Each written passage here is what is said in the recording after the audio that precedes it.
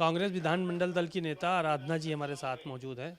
आराधना जी, आज जो है वो मायावती का ट्वीट आया है राहुल गांधी के ऊपर कि वहाँ पर बी टीम के रूप में भारतीय जनता पार्टी के आप लोगों ने काम किया दिल्ली में।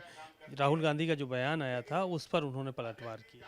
देखिए, लगातार उत्तर प्रदेश के संदर्भ में अगर देखा जाए तो बसपा ने पूरी तरह से 22 के चुनाव में और 24 के चुनाव में जिस तरह से उनकी राजनीतिक कार्यप्रणाली रही, यही वजह थी कि उनका आज वो शून्य पर हैं उत्तर प्रदेश में, संसद में।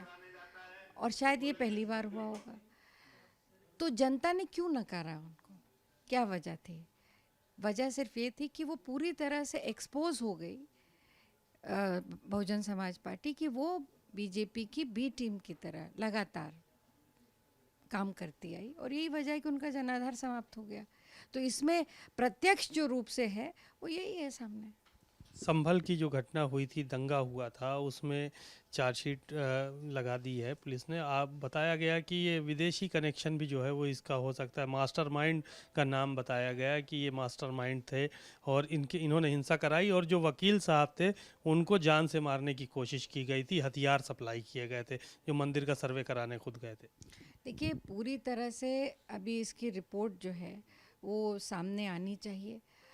किसी भी गलत, हम जब राहुल गांधी जी भी या कांग्रेस पार्टी के जो प्रतिनिधिमंडल गया था, हम लोगों ने एक ही मांग की थी कि किसी भी जो भी घटना हुई दुखद थी, उसमें 5 लोगों की मौत हुई थी, पुलिसकर्मी घायल हुए थे, और उस घटना की न्यायिक जांच हो और रिपोर्ट आए, उसमें जो सही पारदर्शिता के साथ जो लोग सही थे उनके ऊपर, जो दोषी थे उन पर कार्रवाई होनी चाहिए, और जो नहीं थे ऐसे किसी भी व्यक्ति को राजनीतिक द्वेष के कारण उनको फंसाया नहीं जाना चाहिए।